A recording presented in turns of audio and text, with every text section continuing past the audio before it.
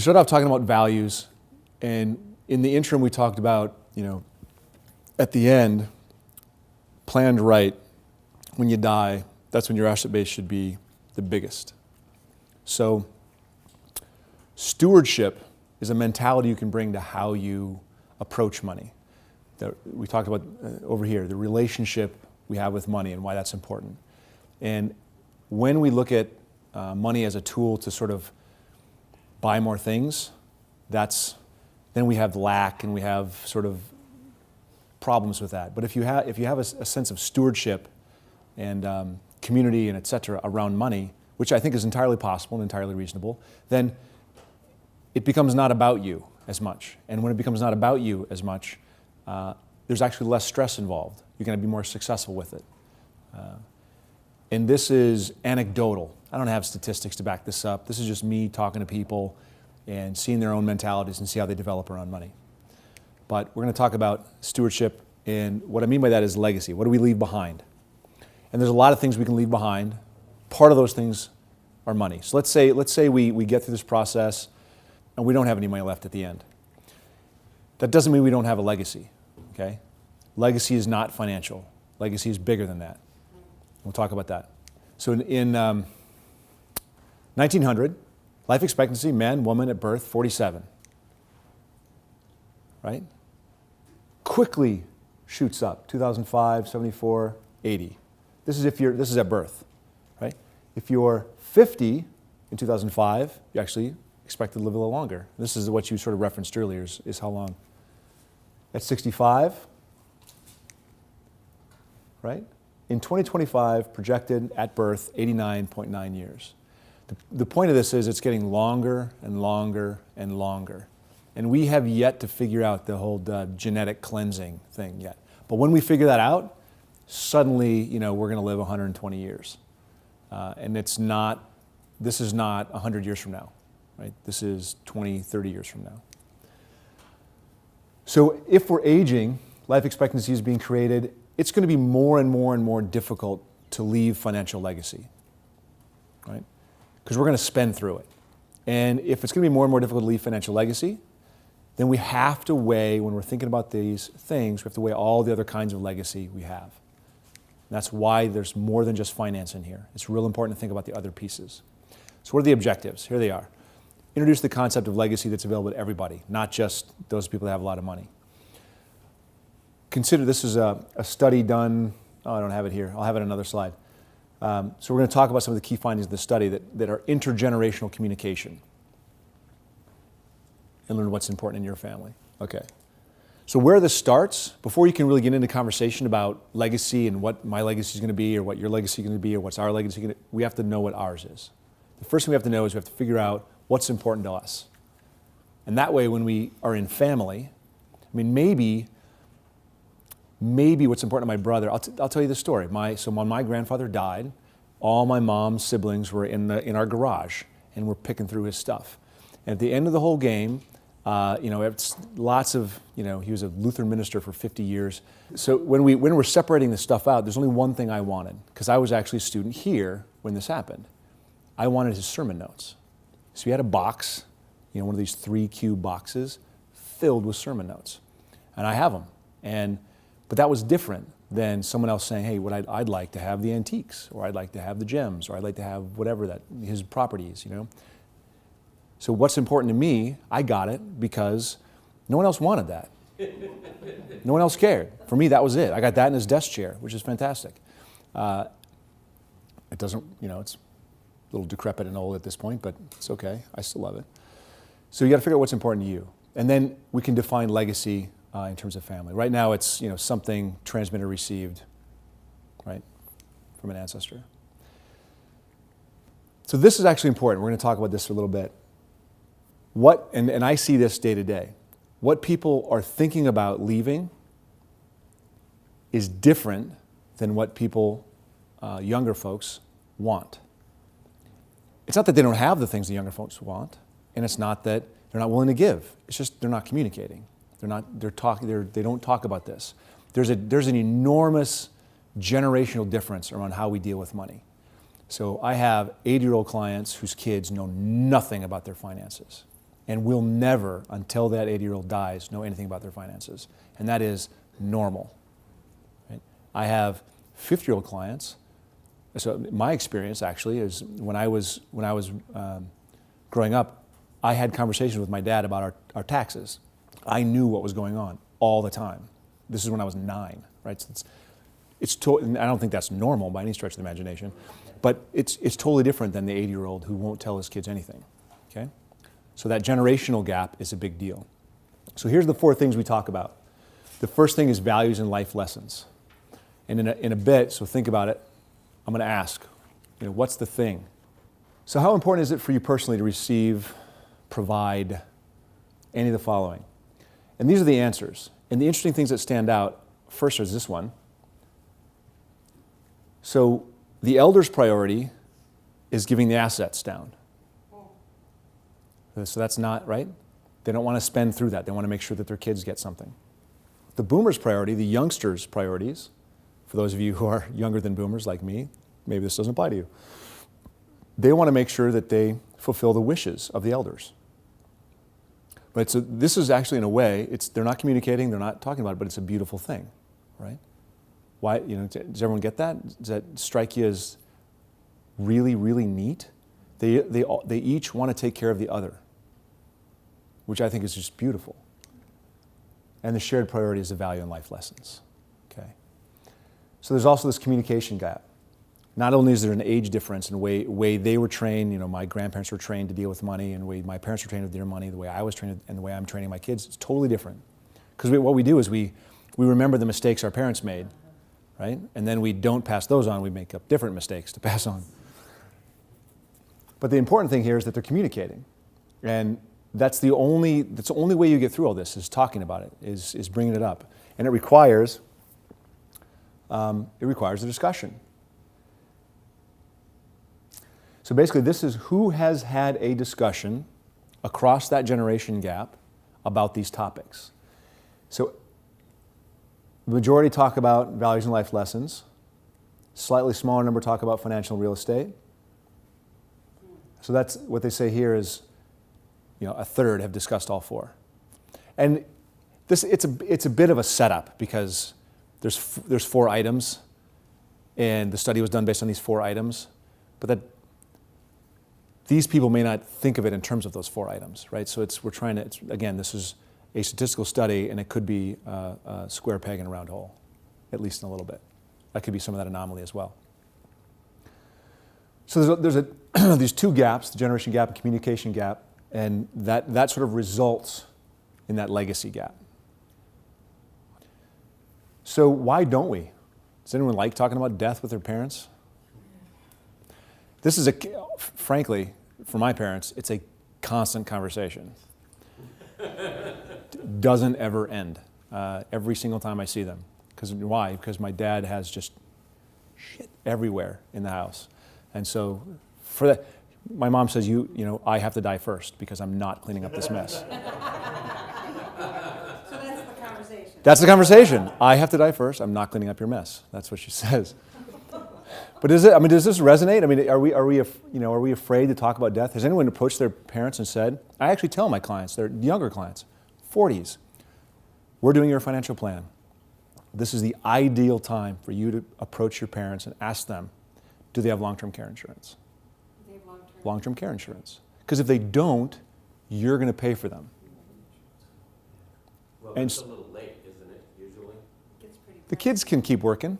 So the kids are going to end up paying for them. No, you're right. You can't. I'm not asking them to buy it, right. But it opens up the conversation. You opened up, hey, do you have long-term care insurance? Well, no, I don't. And the reason we don't, it tells a story. And then we have a big conversation about their financial net worth and how they think they're going to take care of it. And suddenly we all know what the kids might be on the hook for. Because the kids are on the hook, whether they know it or not. So we plan for that. Often there's this whole the sandwich generation, right? Taking care of their kids and their parents at the same time. So the last thing here is really interesting. So if I would have wanted those, in my own story, if I would have wanted those tchotchkes, whatever, the other things that they had, or the properties or whatever, there would have been a battle about that. How do we determine what's fair, right?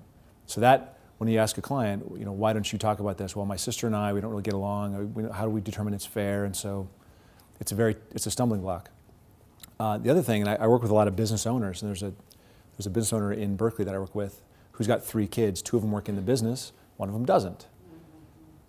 Difficult spot, right? So how do we, because the kids that work in the business are going to inherit the business, right? They're going to have an income stream for the rest of their lives based on, they're going to have to work for it, but they're also going to own this asset. How do you take care of the sibling that's not in there? So how do we make that fair? So the way we did it is we bought a life insurance policy that went to her so that, similar kind of value of the business. And when we did it, and this is the important thing, all 3 kids, both parents, myself, the CPA, the attorney, everyone is in a room talking about, hey, what's this? We call this a round table, right? We discuss the big picture. Kleenex in the middle, just in case. So boomers are more uncomfortable. And I think that's a lot because, and this is a complete generalization, totally anecdotal, they weren't raised with knowledge about how money worked. It's not how they were raised. And so to say, listen, Mom, you're going to die someday. How is that going to affect me financially? That's just not a question that's in the, they can't do it. They're afraid that someone's going to be upset, whether it's a sibling or their parents. Just uncomfortable talking about it. And this is a biggie. Not here, but when you run into it in the conflict within the family. Then we have fights.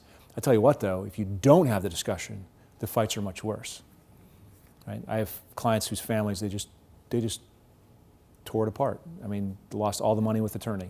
Everything goes to attorneys instead of, which is no good at all. Okay. Anyone know? What's the number 1 source of conflict? Money. Actually, fulfilling the wishes, which is interesting. Distribution of personal as well, but fulfilling the wishes. What are the wishes? Have we talked about the wishes? What would Dad want? What would Dad want? Yeah. How would Dad, if we've never talked about it, does Dad want to be cremated or does he want to be buried? Does it say that in the will? No, didn't say that. Well, what do we do? It's very tough to figure that out. And all of these things are an issue. What is the fair way to distribute all this stuff? Issues of fairness. So really the reason this is up here is that part right there. So why, my company did an event yesterday for International Women's Day. And one of the things that we talked about the position women have in families and how that affects them financially. So one of the challenges, women don't make as much money as men, 74% is what the number comes out to be. And that affects their Social Security. They're generally caretakers more often, right? So you end up taking care of the kids. You end up taking care of parents more often than men do. It's true in my family. It's happened, right? My mom took care of, she has 4 brothers, and she and her sister took care of Grandma and Grandpa. And so what ends up happening at the end of that is they end up not being as well off financially, right? So I'm not saying there's no benefit in taking care of your parents, but if you haven't been able to work because you take care of your parents, then you deserve a greater share of the inheritance. Does that seem unfair?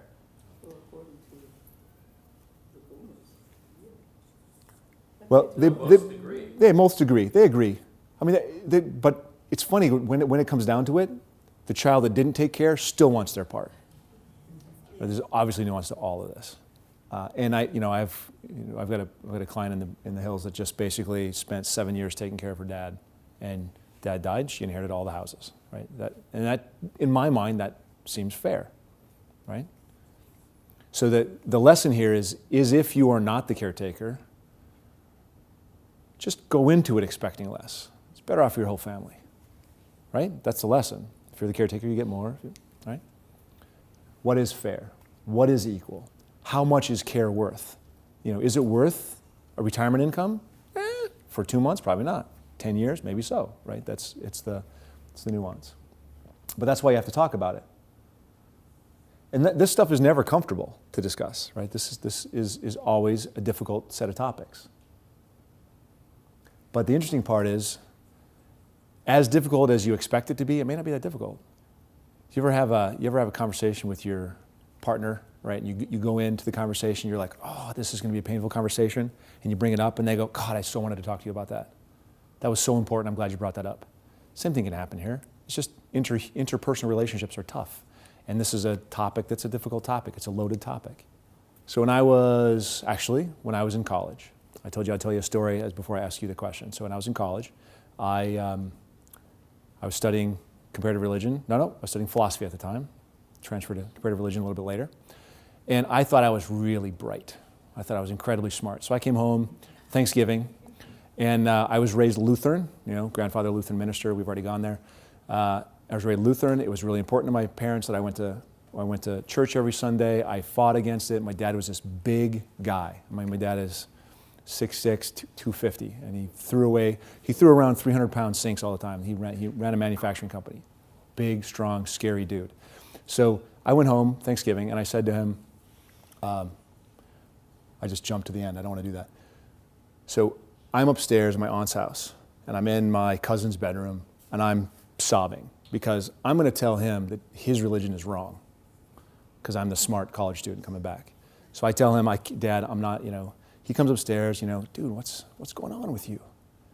Why are you doing this? You're for the last 2 days, I guess I was a complete jerk, right? I was playing with my mom and hitting my brother and ticking off my dad, and just not fun to be with. So I'm upstairs. He comes upstairs, what's wrong? And I'm in tears, and I say, Dad, I'm not a Christian. And he just looks me straight in the eye, and he says, doesn't make you a bad guy. Remember, to him, critically important, or at least what I thought to him was critically important. Shocked me, completely blew my mind. So my life lesson is tolerance, right? You can completely disagree with someone you absolutely love and still be okay with it, right? That's something I'm going to pass on to my kids. Whatever they want to do is fine, right? It's okay. Had that gone another way, I wouldn't pass it on to my kids. That'd be something that wouldn't be as important. The reason it's important, because if you're going to have this conversation about legacy, and you're going to talk about financial assets and death and this kind of stuff, to lay the groundwork of values first, Dad, these are the things that I learned from you that are critical to the way I'm going to raise my kids and the way I'm going to live my life. That suddenly we're all on the same page, and we can get past a lot of the anxiety and a lot of the issues. And it's just as in investing, it's the anxiety that causes the problems. And if we can find the common ground first and communicate on that common ground, we can actually, then grow out into other topics and other issues. So we can start with a good spot that we can all, and you're going to disagree on, but there's something you can start with. I'm so impressed with how you raise your daughters. You start there.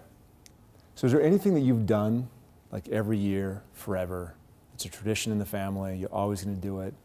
When your parents pass away, you're going to continue doing it. I'm an agnostic Lutheran Buddhist. My wife is an atheist Catholic Jew. So what do we pass on? I mean, you know what I mean? It's just, it's really bizarre. And I'm totally serious, right? I'm sure there's a haggadah for you. I don't even know what that is, but okay. Respect and tolerance. Well, sure, right? There's we're both humanists, right? Absolutely, there's those things. But in terms of family tradition, we come from such bizarrely different backgrounds, and those traditions have already basically imploded, right? We don't, ethics, not, absolutely, we'll both be ethical, but we don't have any tradition. We tried to start one this year. Have you made them up for yourselves? Nope. As you were children? No. I'm actually not looking for a therapy session either. I just want to be clear. So, and then there's these, like I said, the sermon notes, right? There's no economic value to that at all. Huge emotional value. The first one I got the box and I pulled the one off the top, and there's Hellenistic something, and I studied Buddhism, so I went, that's not for me, right? I guess changes in Greece 2,000 years ago. And then the last thing you think about is these financial assets. What's fair? What's the best way to distribute them to the right places? And this is what you can be. If you're the younger you can be the alpha child. And the alpha child is the one that steps in and starts the conversation. we actually have a letter that we give clients. We call it, we do it around Thanksgiving, and we call it the love letter. And what it is it says, it's a letter that a child can give a parent who's sort of closed about it all, I'm not going to share it. And it says, this is where things are. This is how much this is. These are the insurance policy numbers. Don't give me numbers. Tell me where the things are in the file so I can find them when you die. Tell me where, because has anyone settled in a state? Like mom or dad died, sister died, somebody, and you had to step in, find everything? That is nearly impossible because people organize differently, right? So they have a file cabinet, you go through everything in the file. So I'm actually working with somebody right now, and this guy, he's still alive, but he's now living in a facility. But you go into his house, it's this deep in stuff everywhere. You go down halfway, stock certificate. So every piece of paper could be valuable. You have to go through, and it's 3 stories, Berkeley home, this deep everywhere, tunnels, right?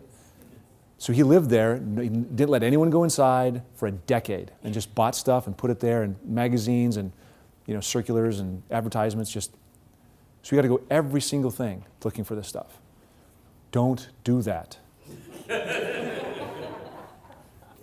And so this is the last thing in the participant guide, and that's it. Start the conversation, figure out what's really important to you guys, and be the alpha child. If you're the adult, be the adult. If you're the oldest, step up and talk with your kids about it. And that's absolutely it for the day. So I want questions on anything, questions on legacy, happy to talk further. That is all. That's good news.